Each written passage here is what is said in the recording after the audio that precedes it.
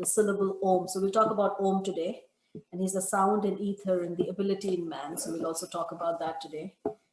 He also says how he's the original fragrance of the earth. And we saw how there's actually a field of study called petrichor where people actually study this fragrance and how special that is.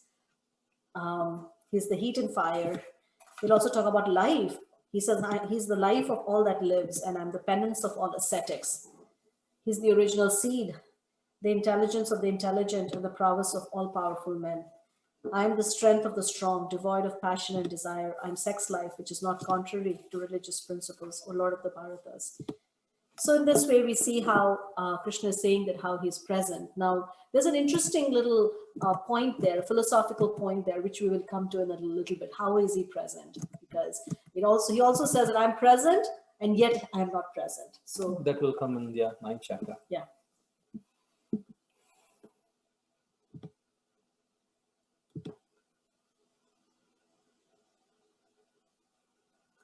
That's a good question.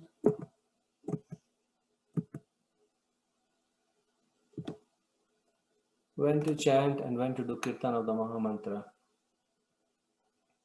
So the kirtan can be done anytime. Chanting, we do it as a regulation, like whatever number of rounds we want to chant as a discipline. So the best time is morning time because the mind is in the mode of goodness. And if morning is not possible, then finding a quieter time when we are not busy and our mind is not disturbed by trying to do this and trying to do that. And the most important thing in this chanting process is to have regulation, the discipline. So, we set some number for ourselves and we say, this is the minimum that I'm going to chant every day. And then I stay with that. So just by observing the numerical strength, then what we get is called special yoga bal, right? We get a superior spiritual strength just by observing that number. Because sometimes in our mind, we may say, isn't it better for me to just focus on quality? What's the value of a number, right? It feels kind of mechanical almost. But there is all the great acharyas, including Lord Chaitanya, they would actually count how many mantras they chanted in a day. So rather than saying that I chant all day or whenever I feel I chant, that is like the bonus. That kind of chanting should be the bonus. And then the chanting that we count, that is the regulated chanting. So we continue. We can read this. This is a nice report. Okay. We are talking about seed. Seed. Okay. So this is chapter 7, text 10. So Krishna says, O son of Pritha, know that I am the original seed of all existence, the intelligence of the intelligent, and the prowess of all powerful men. Purport. Are you sharing the screen, Mataji? No, I'm just reading. If you can. Okay. All right. Yeah. Just wondering. That's thank you. Bija means seed. Krishna is the seed of everything. There are various living entities, movable and inert. Birds, beasts, men, and many other living creatures are moving. Living entities, trees, and plants, however, are inert. They cannot move, but only stand. Every entity is contained within the scope of 8.4 million species of life. Some of them are moving, and some of them are inert. In all cases, however, the seed of their life is Krishna. As stated in Vedic literature, Brahman, or the supreme absolute truth, is that from which everything is emanating. Krishna is Para-Brahman, the supreme spirit. Brahman is impersonal and Para-Brahman is personal. Impersonal Brahman is situated in the personal aspect. That is stated in Bhagavad-Gita. Therefore, originally Krishna is the source of everything. He is the root. As the root of a tree maintains the whole tree, Krishna, being the original root of all things, maintains everything in this material manifestation. This is also confirmed in the Vedic literature, Katha Upanishad 2.2.13. Nityo Nityanam Chetanas Chetananam Eko Bahunam Yo Vedadhati Kaman. He's the prime eternal among all eternals. He's the supreme living entity of all living entities, and he alone is maintaining all life. One cannot do anything without intelligence, and Krishna also says that he's the root of all intelligence. Unless a person is intelligent, he cannot understand the supreme personality of Godhead, Krishna. Very nice. So we'll see a little bit. Seed is such an amazing thing, and every time I think about seed, it really like puzzles the mind that how a life is contained inside the seed, and the seed can stay like that for maybe hundreds of years. Some now they are saving seeds in a bunker in Norway or somewhere, so that if there is a nuclear strike or something and the whole world dissolves, then still the seeds are there. Wow. So those seeds will stay there for I don't know how long. And when the right condition comes, the seed comes to life, and it's like a complete package in itself. And I think corporations are also understanding the power of seeds, and that's the reason why companies like Monsanto, they're really trying, like they're patenting these seeds, right? Because you patent seed, you have the power, you know, that's control life. You control life. You're essentially controlling life or patenting life, right? So, you know, like you're saying, right, that it's amazing. Like many times we have wondered like how a mango really comes out of a seed, and everything that is contained in a mango is actually contained in a seed. So it's quite amazing. So we'll watch a little yeah, when you watch this is a time lapse of a bean seed, and you can see how it's alive. It's like moving things around. It's quite amazing.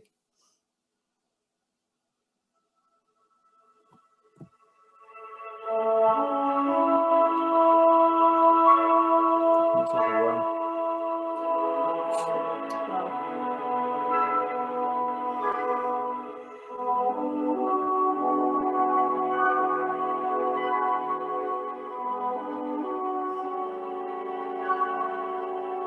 Only after it creates the side arms, then it starts pushing.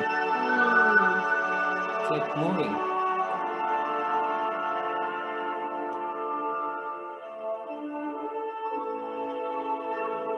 Where does the force come to push the ground up?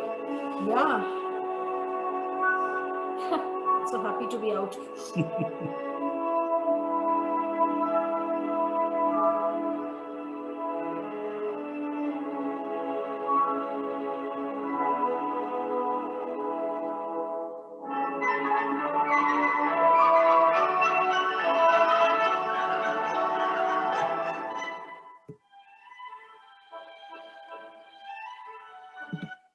So this is the this creative force of life is such a amazing thing, and Krishna says, "I am that." Without his creative potency, nothing can happen. And that's, I think, you know, I know this we're going to talk about later, but I was just thinking as we were watching this that, you know, more and more scientists are now beginning to understand or say that there is just too much intelligence in this world, and that intelligence cannot be random, right? That there is some, you know, some intelligent design. They don't talk about the designer, but they definitely speak about the Is there anyone there? So they definitely talk a lot about the design, because you can see that these are amazing designs, you know, which are just like when you see a beautiful painting, you know that it wasn't just a randomly, you know, done thing. There's so much attention to detail.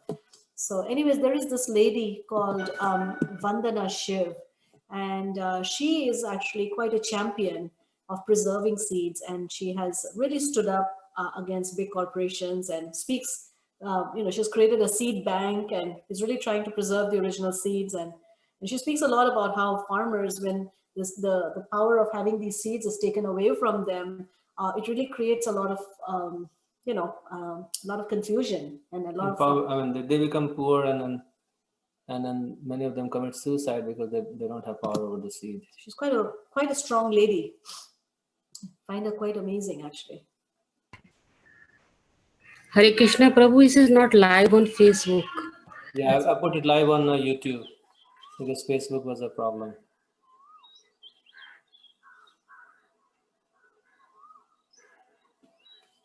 The power of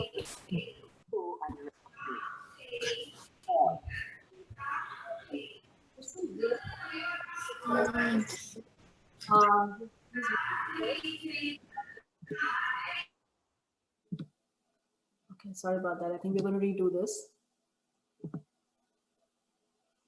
Let me start the local recording as well, just in case.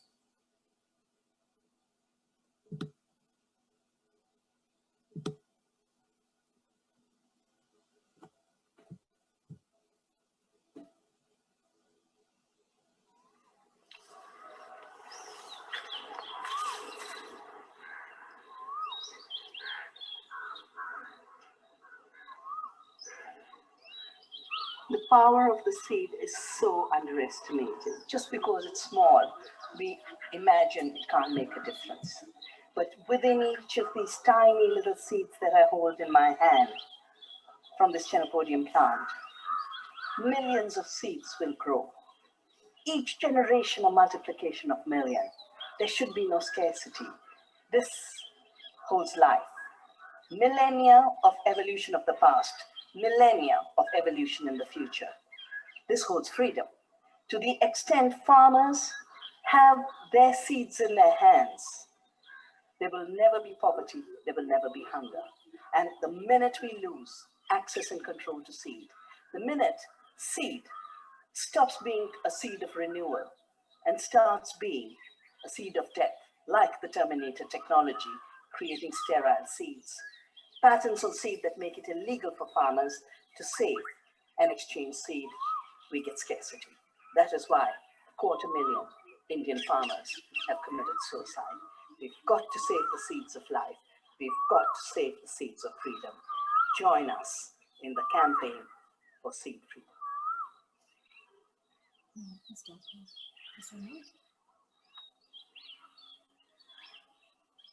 Seed is the source of life and the first link in the food chain. Control over seed means a control over our lives, our food, and our freedom. Corporations like Monsanto have created a seed emergency. So yeah, I mean, there's a lot of documentary. If you guys are interested in this kind of stuff, you can watch how, you know, if a farmer actually, apparently when they grow their crops, and then sometimes the seeds will actually fly over, and then they are, you know, they're asked to, you know, they're taken to court. They're made to pay because that those seeds are patented and they cannot even, right? Even if the wind takes them across. And or the seeds from a neighboring farm flies into your land, but you have not paid for the seeds, and the seeds germinate and grow plants in your land, then you have to pay a penalty. So it's absurd now, getting absurd. And then this is a different kind of seed where, right? Go ahead. Yeah, this is, Krishna says, I'm the seed of all life. So we watched one kind of seed, but here, this is another fascinating how the baby develops in the womb. And this scientist, he has taken real life pictures of the baby developing in the womb from conception to birth. So let's see.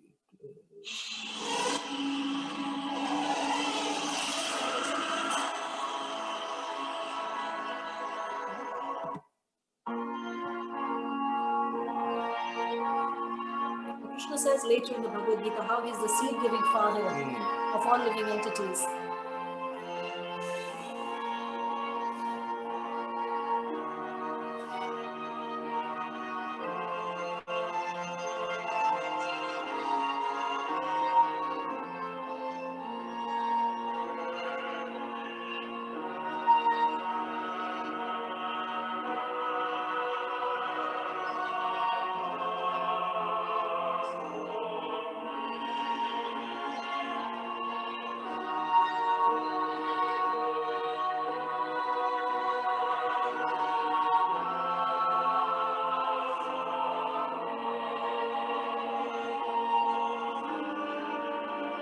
For 25 days, the heart chamber develops.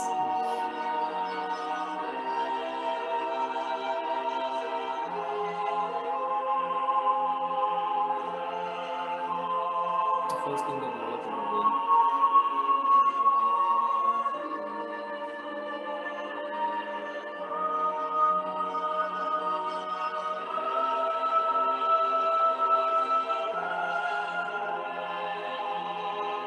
Oh my goodness.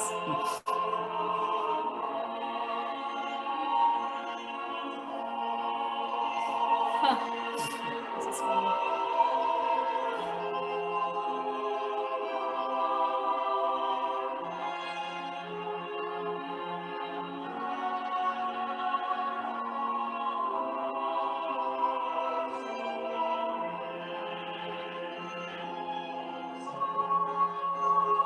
If this is not a miracle, what is?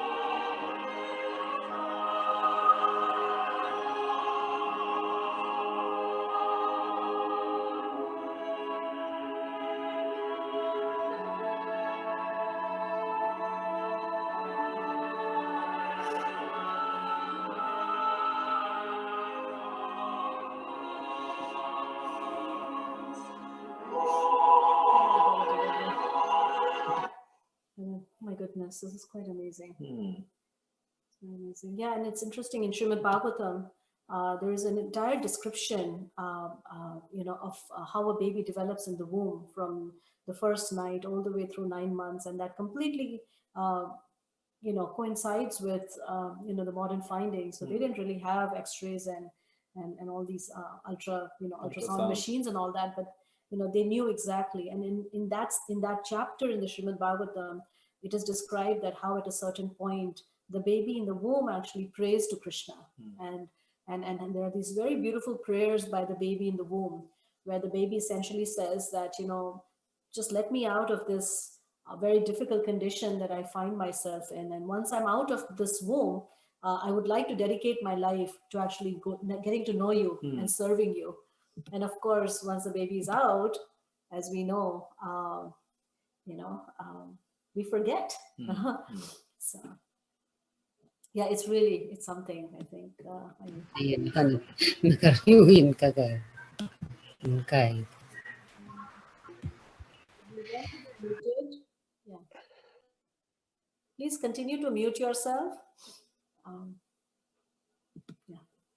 So,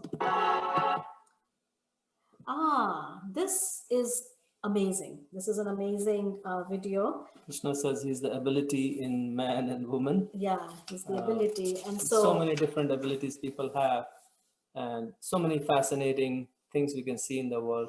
This is one of the things that you cannot even it imagine. got our imagination. So we, for a long time, we've actually been wanting to share this video, and we were just waiting for the right place where we could, share this video with you. And we just thought, oh, wow, we can share this right now because Krishna is speaking about ability. And it's amazing how, people are able to perform amazing things. So this lady here, just without further ado, just share this with you.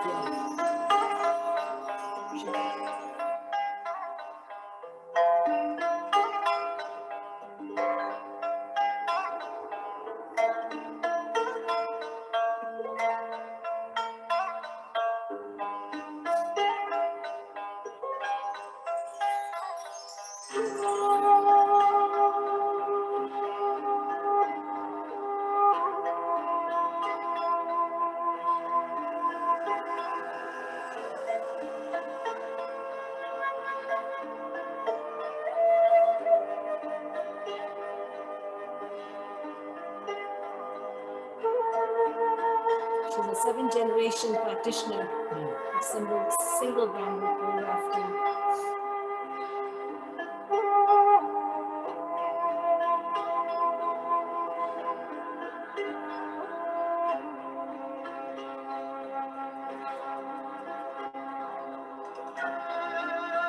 So, should we start?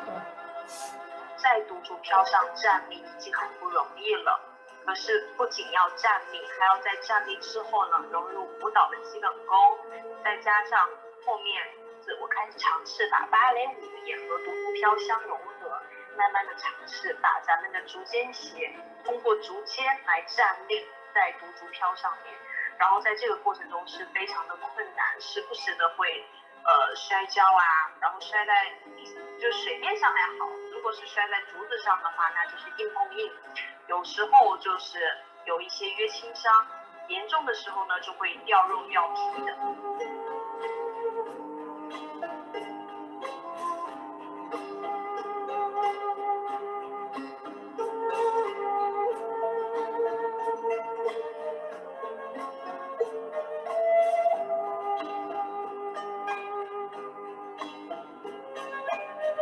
This is very interesting.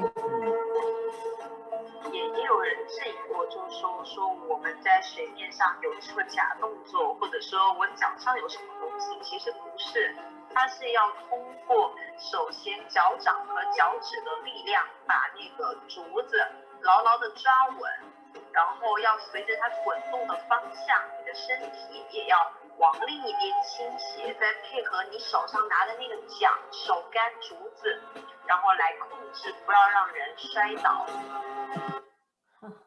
It's quite a fascinating feat. So all of these different vibhutis, right, opulences that we see in the world in so many different ways, where is it coming from, right? And we can see that this is Krishna's opulence. manifesting in the living entity. And This then- is a quite interesting phenomena that we all cherish life. Everybody values life to the utmost. And for centuries and for millenniums, people have been trying to define what is life. And there was the study done that the reason why we're talking about this is because Krishna says here that I am the life of all that lives. So that's why we're talking about what is life. and they've tried to define life in so many ways. There are over 100 definitions of life, but they're all wrong because they don't really. Actually, there's a debate in Arizona State University where all the big names, all the big scientists all get together and they're trying to talk about what is life. And they realize that actually they don't really know what is life and how do you really define life, right? So, one of the scientists, he says, well, we don't really need to define life. When we see it, like, since we're traveling in outer space and stuff, when we see life, we'll know what it is. So, it's just, it just seems that it's so hard, right, for us to pin it down. Go ahead. I want to share something from you. No, I think they have come up with all these definitions, like you can read them. But what they find is they always find a substance that which is actually not alive, but it satisfies those criteria that they come up in the definition. Like they have found some crystals, some infectious proteins called prions, and some even computer programs they can satisfy the definition of life that they have come up with. And like virus, they always have a debate over whether virus is alive or not, because it's just a single RNA, and but it does things. It is conscious. It does things. So whether virus is live or not. So this whole debate about what is life, and then just like Krishna is mysterious, this phenomena called life is also mysterious. As long as we are trying to look for life in matter, it's always confounding. And so, as students of Bhagavad-Gita, we understand, of course, Krishna's second chapter, right off, he talks about what is life, right? He says, wherever we see consciousness, wherever we see awareness, that is life, right? So. Okay, just 1 second. Okay. Who are we sending? Who do we need to send again? You have to go to the chat. Hindi Prema.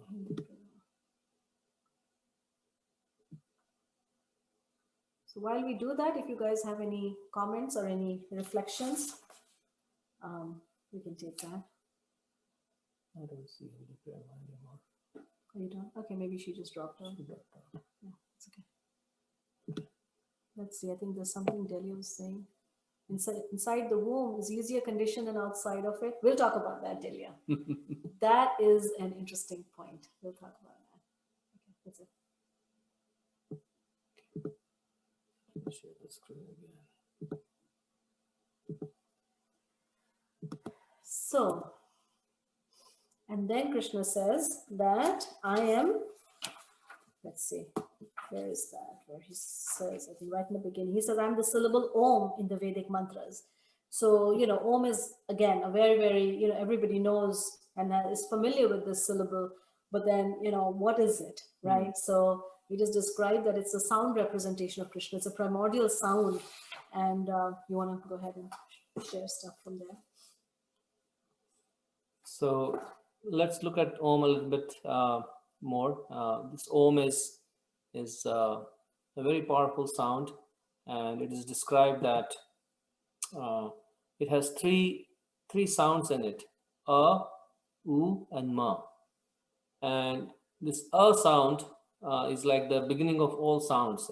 Every single consonant and vowel, it originates from the A sound. Krishna later says, right? Yeah. That of all the letters, I am the Akara. Akara means the beginning of all sound. So this A represents Krishna, and U, it represents Radha, or all the spiritual energies of Krishna. So that's like Krishna's sum total of all energies are there in U. And Ma represents all the living entities. So in that sense, Om is like a complete representation of this absolute truth. All the energies are here in Om. Actually, if you think about it, if you want to like categorize within the energy, the living entity and Krishna, everything is on you. There's nothing outside of that, right? Whatever we see, around us, one can, fit in Krishna and his energy. Right? So Krishna talks about Om in few places in Bhagavad-Gita. Here in the 8th chapter, he says, Om iti ekaksharam brahma vyavharan mam anusmaran ya prayati tajan deham sayati paramam gatim. After being situated in this yoga practice and vibrating the sacred syllable Om, the supreme combination of letters, if one thinks of the Supreme Personality of Godhead and quits his body, he will certainly reach the spiritual planets. And we'll discuss this point in our death section a little bit more. Like Om versus Hare Krishna, what is more beneficial to chant. And Om is also, it's called Pranava, which means that it is the original sound, and it is the the complete knowledge of the Vedas is included in this sound Om, and that's why it's called Pranava. And Krishna says that therefore transcendentalists undertaking performances of sacrifice, charity, and penance in accordance with scriptural regulations begin always with Om to attain the Supreme. So you'll see that all the Vedic mantras like Om Namo Bhagavate Vasudevaya, Om Namo Narayanaya, so all the mantras or the Vedic mantras for any kind of sacrifice or charity, they always start with Om. Tat Sat. Om Tat Sat. So Om indicates like truth. There is a famous story of King Bali, and Lord Vaman, who is an incarnation of Krishna, went to ask for charity from this great king. And Lord Vaman said, I just need 3 steps of land. And the king said, okay, I'll give it to you. And his guru, Sukracharya, he realized that Vamana is like Lord Vishnu himself, and he will take the whole universe in his 3 steps. So he told Bali that, well, you promised, but you did not promise with Om. Like you did not say Om and then made the promise. So therefore your promise can be taken back. But if you make any promise starting with Om, then that promise is like, you have to keep that promise like truth. So Om is so many things, but it is the absolute truth. And for Vaishnavas, in the Vaishnava philosophy, we emphasize, Prabhupada says, we emphasize on Hare Krishna because there are very strict requirements and regulations needed to chant Om.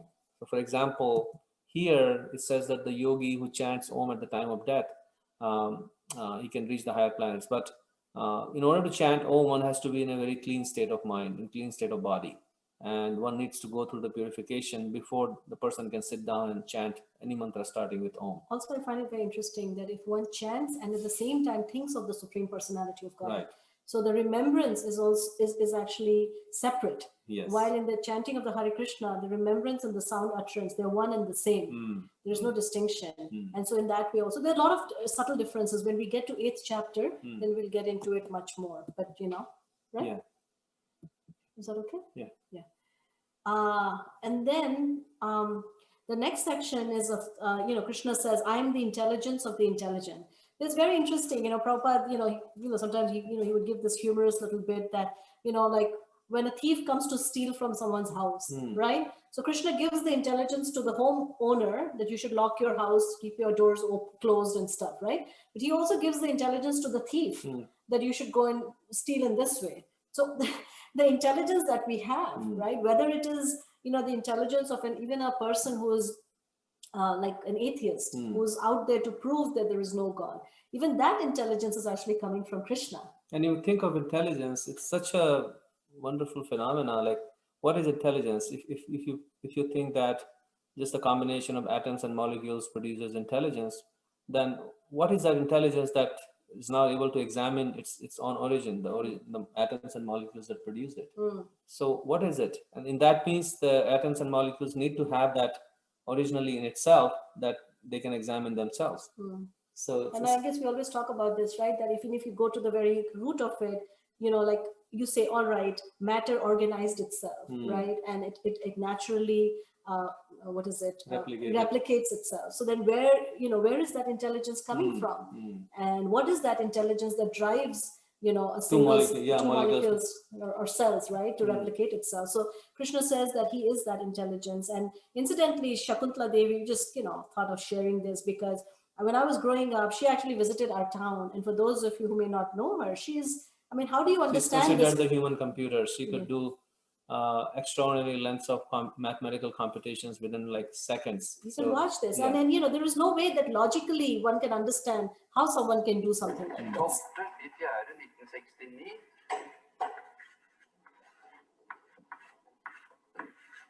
This is her in real person. Å multiplisere det med min fødselsdag og fødselsår, får man vite det også.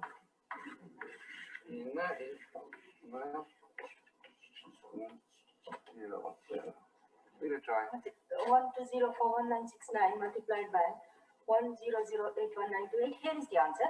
1, 2, 1, 4, 0, 6, 2, 6, 4, 4, 3, 6, 2, 3, 2. That's my answer. What does the 5-6 have to say? It's the same. It's correct. Yes. Thank you very much. She didn't even look at the numbers. I know.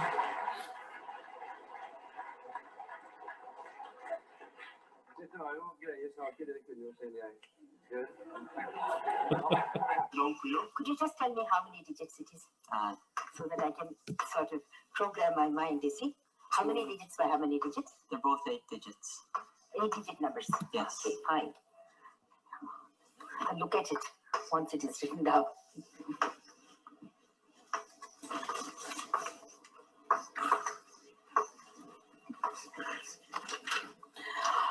Okay, now the question is 2, 4, 5, 9, 3, 7, 2, 8 multiplied by 3, 8, 7, 2, 2, 1, 3, 6. Now tell me, Ayaz, you want me to give you the answer from this side to this side or this side to this side? Oh my God. I don't think I want the answer. Well, I tried. Go backwards. I think let Chandrasekhar decide.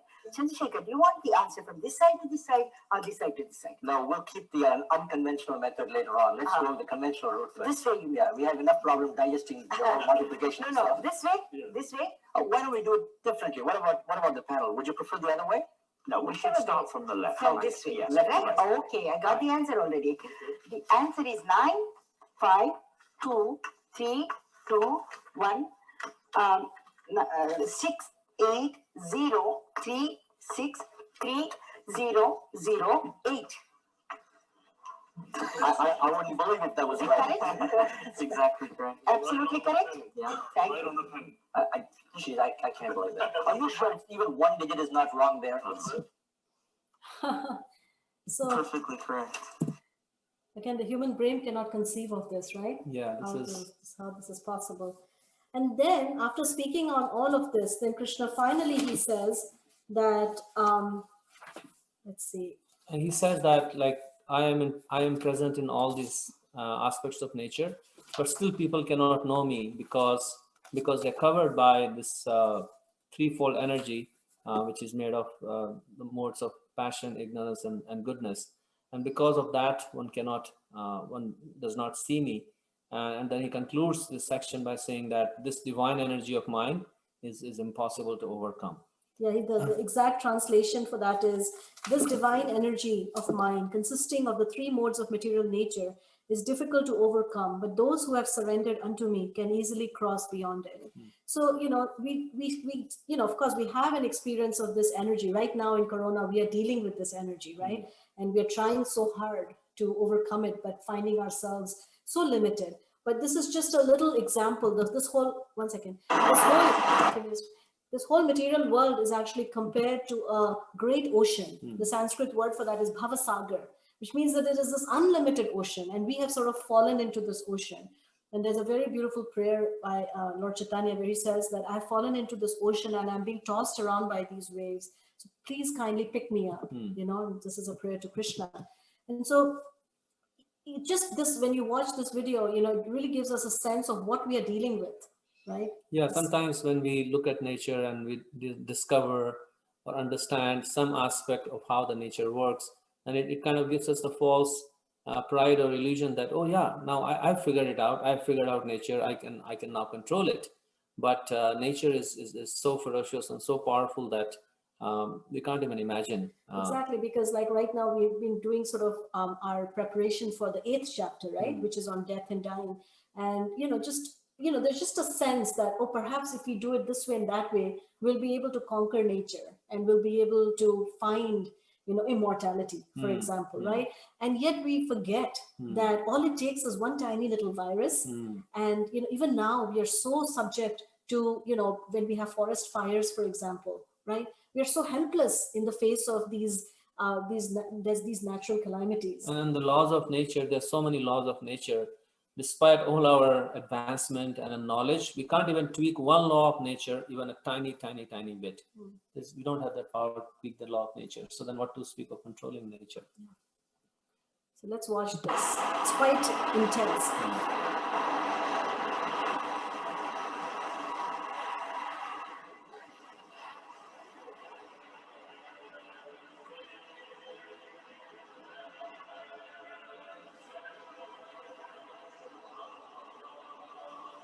Prabhupada gives an example that even if someone is an expert swimmer, but if they fall, right, in an ocean like that, how far can you swim? So all our power and our strength is actually useless in the face of this energy.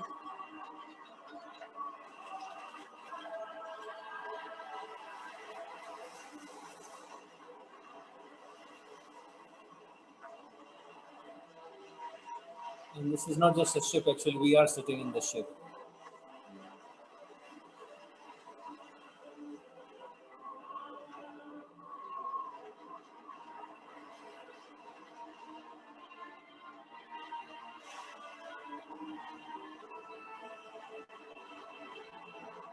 I remember when I was growing up, there was a painting like this.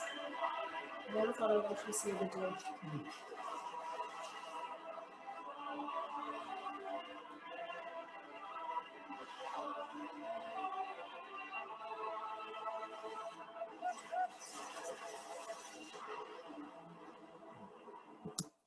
So, just today, actually, I was reading Srimad Bhagavatam in Chaitanya Charitamrita.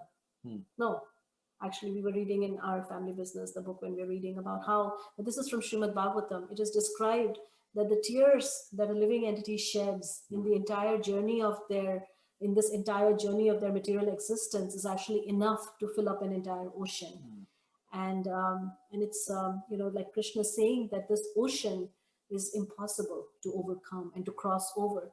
But it is also described that just by approaching Krishna, this entire big, vast ocean becomes reduced, or it shrinks to the size of water that is contained in the hoof print of a calf.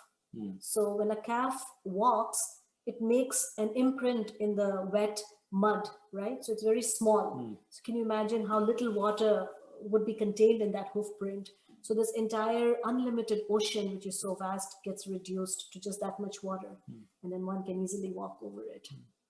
So this is what Krishna is also saying here, right? Yeah, that's the only way we can overcome this energy.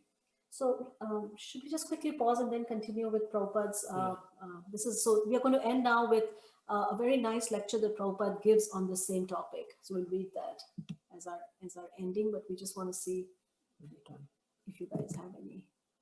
I have this one from you. Oh, I didn't print it. Okay. So any reflections or thoughts? Reminds me of my days in Merchant Navy when sail across the oceans and face rough sea all the time. Wow. Really? As bad as this, Tapas Prabhu ever? Not really, right? Not possible, right? No, why not? Is it? Many times. Really? Many times. Wow. Many times. That must have been so scary. Well, even though I was not a surrendered soul that time, but I guess I as I look back, I feel that Krishna was saving us all the time there. That's amazing. I can't even imagine being on a ship like that. Like water coming inside the ship. The whole ship will go inside the water and come back up. Really? Yes. Wow. Don't want to be there. Or like the Titanic, where it actually went down. Yeah. So anybody else? Any other thoughts or questions? And then we read about seeds. They need to be in the right environment in order to grow. I think Delia has seen something.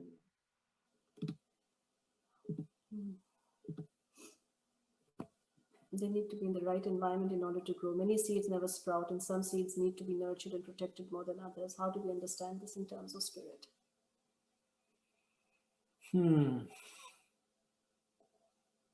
Yeah, I don't know the answer to that. I mean, I can only guess that if a seed does not nurture and dies, that means that the soul in that seed basically leaves that seed and then goes to some other place. Where, when and how life is going to grow is not something that's random, even though it seems random, right? There is order there, and it's, if a certain seed is not meant to sprout and continue its journey through that, then it's not going to sprout. Right. Yeah, without the soul, the seed is not going to sprout and grow. Any organization of matter into like this form of growth, and it cannot happen by matter itself. Yeah. Yeah, like a stillborn baby. Yeah, the soul has kind of. Yes, Shweta, go ahead. Yes. Shingaras. Hare Krishna Prabhu. So I was hearing a lecture in which I heard, and I'm having difficulty understanding this point, that intelligence basically just tells us what is what. It doesn't help us discriminate. For example, if there is a rock and there is an orange, it will just tell us that this is round and it is hard substance, and the other one is orange and it is soft, but it wouldn't tell us that the role of intelligence is not to tell us that we should pick this orange to eat rather than the stone. It only just describes the differences. Well, yeah, I haven't heard that. The description part is more for the mind, like absorbing the facts and processing the facts, and the intelligence part comes into, like, once the mind decides that, okay, I want to, well, the intelligence can look at the picture. If the mind says, okay, decide now whether it's actual orange or a fake orange, then the intelligence can work in that direction and try to decide based on the other facts that it needs. Yeah, the intelligence is constantly acting in that way, right? It's giving us the parameters based on which, it tells us, right, that, yeah, you should do this or you should not do that. And it takes into consideration all of these different things. What to speak of between a rock and an orange. It even tells us whether this particular orange is going to be sweet or not, right? Just by looking at it, we go, okay, this looks like a sweet orange, or this doesn't, right? Or this is a ripe avocado and this is not. So this is all happening at the level of the intelligence. So I don't know, there's something that we are missing in this question, but yeah, I mean, this is actually the difference between a machine intelligence and a human intelligence, because a machine intelligence is what you are describing, Shringar, where it can, just like a camera, can capture an image and say, oh, this is this and this is that. And it's very impersonal and it is very rigid, right? And that's actually one of the difficulties that they're having with self-driving cars, because they don't really know how can a car really know that, oh, what's going on? Is it a dummy or is it a real person, right? But a human being, because there is consciousness and there is awareness, is able to distinguish between two things on a much deeper plane and also have an experience of that.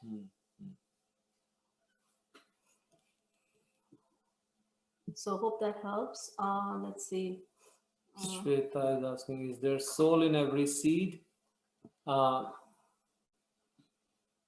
There has to be a soul in the seed for the seed to grow. I mean, that's the bottom line. Whether it's... But if the seed is dead, like sometimes, you can like sort of boil a seed or something. Yeah, then yeah. So I'm not sure, this is something that I need to find out, is whether the soul enters the seed when everything is right and then the seed is about to fructify and grow, or is the soul sitting in the seed like forever until the seed gets a chance, and if it doesn't get a chance, then the soul will leave. So I'm not sure about that. I haven't read that. Yeah, we haven't read that, but we can try and find out. It's a good question. Maybe next time we'll ask someone and then we'll let you know. Yeah, that's true. The miscreants derive energy from Krishna, then they also get punished by Krishna. Then why give them the energy in the first place? That's the perennial question. Like Prahlad Maharaj, he told his father that you're also getting your energy from the same Supreme who's giving me this intelligence and energy. So why give them the energy in the first place? Because Krishna is kind. He wants every living entity to, it's the same question that why do we come into this material world in the first place? Because Krishna allows us to use our freedom. And in order to enjoy and experience this life without Krishna, we need to get energy from Krishna because he's the source of all energy. Otherwise, how will we experience that? If Krishna pulls the plug on everybody who wants to go away from him, then everybody would be dead. And Krishna doesn't want that. He wants us to exercise our free will and then experience this world without him. Yeah, it's amazing, right? I think more than a question, it's a state of wonder that even people who are acting in such horrible ways, sometimes destructive ways, even they get their regular dose of sunlight and water and air and everything else that's required for that, and the intelligence actually to destroy.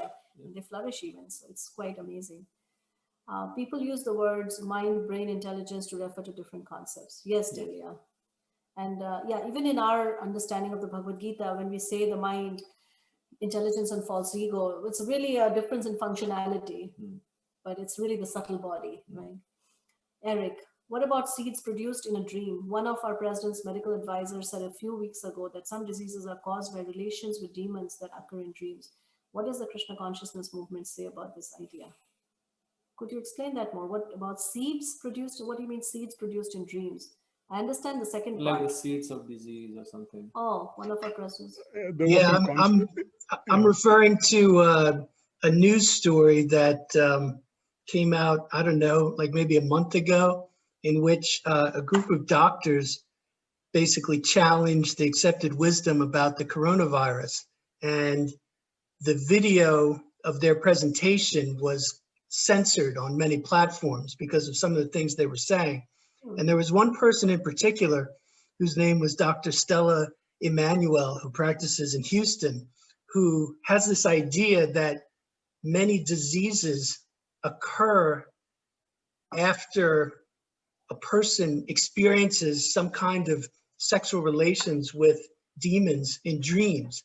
And I was just wondering, since the Krishna consciousness movement is open to the idea of demons and non-material beings, is there anything in that tradition that might address this issue and say whether that's a correct idea or an incorrect idea? Because no one in the media took it seriously. They thought it was just a big joke, but who knows? Right. Well, there is some discussion of that there can be subtle beings that can sometimes, take control over one's mind. But those diseases are more at the level of the mind. And, physical diseases I've never heard of. That especially like through the dream. I've never read that in any of Prabhupada's books, that the demon or these subtle beings can have come into our dreams and then cause any kind of physical disease through the dreams. I haven't read that. Oh, okay. Yeah, but there is, to that, there is definitely an understanding that when someone's unclean in their habits, then the subtle beings, they can actually overpower our intelligence and sort of possess you and cause a lot of, like mental disturbances and stuff like that. Again, we are not an expert on this subject. There might be something, but nothing, even in the study of Ayurveda, actually, I've never studied anything like that. Okay.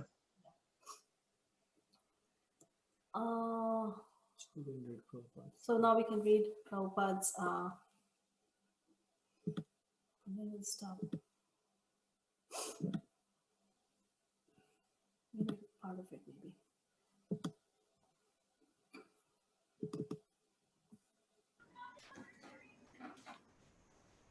Hare Krishna Mataji, I just have a quick question. It's a simple one. Yes. Is it okay to remove weeds because weeds also have soul, or is it okay to spray insecticides onto the ants that is trying to enter your house? Is it okay to basically protect ourselves from these things? I mean, not directly on the ants and things like that. I mean, if you spray something that prevents them from getting in, I mean, that is all right. As far as taking weeds out, just chant Hare Krishna while you're taking them out. Yeah, I mean, it's understood that, our life here in this world it cannot, I mean, even the act of breathing involves some amount of violence, right? So we try to minimize that as much as possible. And at the same time, we try to be, we try to use our common sense. And this is the reason why Krishna ends the Bhagavad Gita by saying that, hey, no matter how hard you try, you're going to incur karma living in this world. So, just surrender unto me and do all your activity. We talked about that work which is done as a form of yajna actually, does not create any bondage because there's no more karmic reaction. So but that we should not take that for like as a license, right, to kill. So you can read from here. You guys can see the screen, right? Yes. So, Delia, would you like to read? So his energy is working. There's some Sanskrit verses. You can skip that. Yeah, I'll read. Sure. So his energy is working even in the water. You can perceive his energy within the water. We are daily using water. We are tasting water. So you can perceive Krishna's presence, Krishna's all-pervasiveness, even while you drink water. Every one of us, we drink water. And so the taste of water, Krishna says, here I am. This is impersonal feature, but the person is behind. Maya dakshena prakriti. Water is one of the product of this material nature, but behind this essence of water is Krishna. Then you can understand Krishna. You try to understand by studying his energy. Therefore, Krishna is described that although you cannot see me just now, end quote, because in the preliminary stage, nobody can see Krishna, although Krishna is present anywhere. Andantarastha paramanu chayantarastham. He is present within the atom, but it requires the qualified eyes to see him or purified senses to perceive him. Should I continue? Let's see.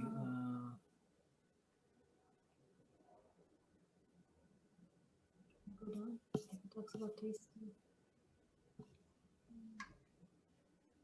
Give us a minute. Let's see. Oh, I think this is good. So even if you are not inclined to chant Hare Krishna mantra, go ahead. You can skip maybe a couple of paragraphs here. Okay. So even if you are not inclined to chant Hare Krishna Mahamantra, then try to understand Krishna in this way. This is the process given by Sri Krishna himself. Rasom apsu kanteya. You have to drink water, you cannot avoid it. So when you taste while drinking water, anything drinking, Apsu. apsu. Apsu means any liquid thing. Either you drink milk or even you drink wine. So you have got some taste in any liquid thing while drinking. So Krishna says, my dear Konteya, Arjuna, that taste in the liquid thing which you drink or use, that is I am. Just see how it is easily can be done. Nobody is without drinking something liquid, either Coca-Cola or water or this or that, something must be drinking. So Krishna says that I am the taste. So where is the difficulty of understanding Krishna? If we cannot, then say, can you show me Krishna? All right, here is Krishna, see. Seeing means directly perception. When I say, let me see what is this mango, you are seeing already. Here, seeing means tasting. Let me see the mango, that means seeing means tasting. Read one more. This is a really good one. So we've got so many senses and we taste different senses. We can see by eye, we can taste by the tongue, we can hear by the ear, we can smell by the nose, we can touch by the hand. So we have got all senses, and by senses we get experience. So if you try to experience Krishna by this process, then whenever you drink something liquid and taste it very nicely, you consider this taste is Krishna. Is it very difficult for Krishna realization? And because you'll remember Krishna, actually that taste is Krishna, because that water is also Krishna. Water is Krishna is in this sense. It is the energy of Krishna, just like fire and the heat. Heat is the energy of Krishna. So heat and fire is not distinct. They are the same. Still, the heat is not the fire. This is called a Chinta Veda Veda philosophy, simultaneously one and different. Simultaneously, everything. I think that's Very good. nice. Thank you. Very nice, yeah. So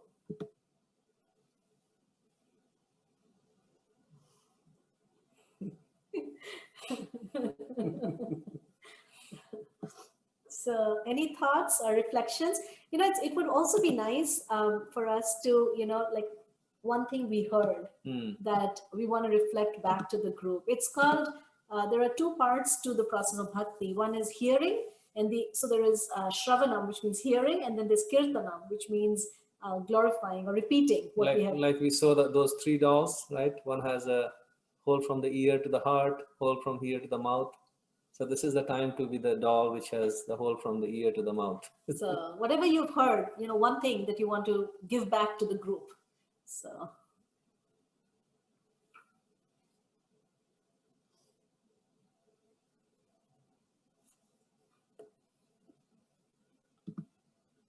Sindhu and Raghu, would you like to make any reflection? Thank you.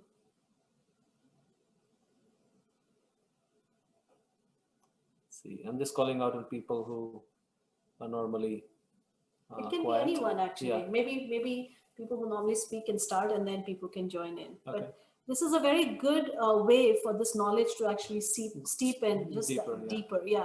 So, we aren't so many of us here right now. So just feel free, just one thing that you heard.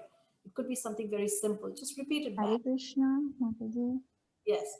Yes, Shringa. Yes, Shweta, go ahead. I think Krishna is the biggest magician. Like we saw, an embryo develops into a child, and the seed grows into a big tree and huge tree. A small seed can grow into a huge tree. So we see magic all the time around us. So like that was a part I really, I'm amazed to realize that. Yeah. Wonderful realization. Thank you. Thank you, Shweta. Beautiful. Anybody else? Maybe we just go around. Naji, you want to share something? Anything that you saw or heard today that you want to? Sure. I was just trying to look up the exact verse, but Krishna says he's the ability of the able, or I forget the exact verse. I was just thinking that seems very interesting. I mean, I've tried to connect with Krishna that way before, like when I'm doing something and I'm feeling like, oh, I'm like capable of doing this and feeling confident. I've tried to connect with Krishna through that before. Thank you. Thank you. Anybody else? Amrita?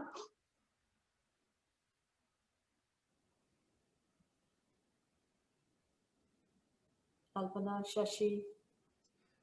I had one more thing to say. Yes, Eric, would love to hear from you. And it's basically that it's not about any particular point, but just in general. I was kind of listening tonight and catching up on some work at the same time. So I was sort of just taking in the flow of ideas. And the sense I got was that Hinduism and Krishna consciousness are so focused on the positive aspects of life and seeds. And that idea is so at odds with our culture here in the US, which seems to be so focused on death and snuffing out of life unless it meets all the exact conditions that people want.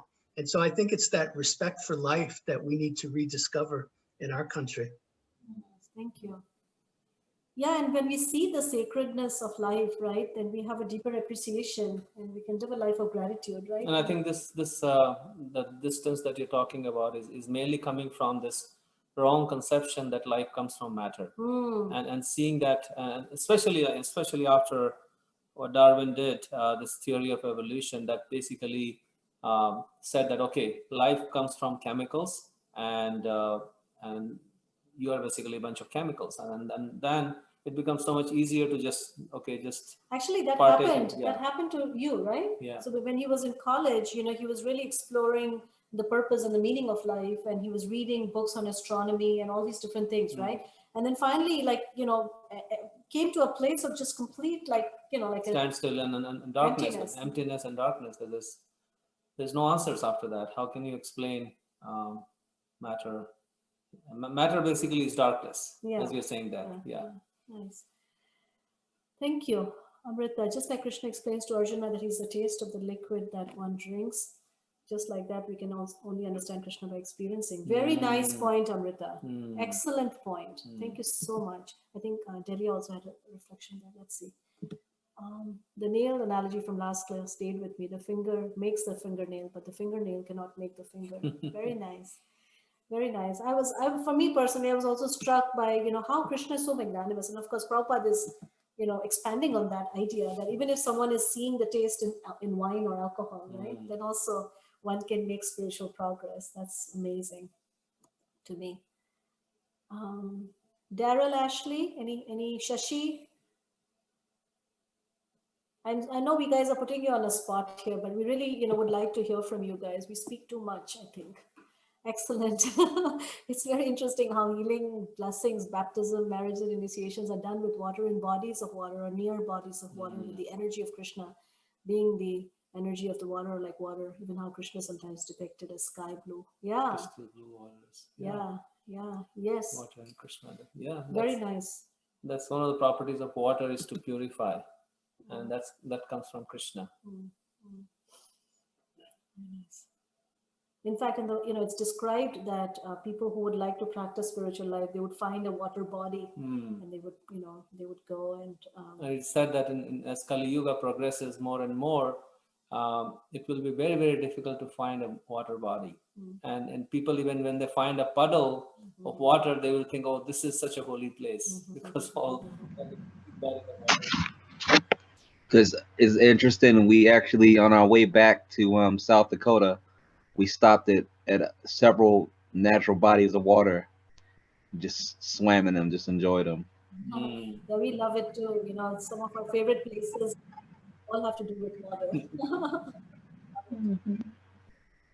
you so much. So I guess if there's no one else I'm scared about what more is. Oh yeah, you have to read Srimad Bhagavatam. 12th canto. 12th canto. It gives us some sense. And we can already, actually, it's interesting you say that, because just today I was thinking about that. I thought, gosh, like we are living our life, which is so disconnected, right? And I worry most about the next generation.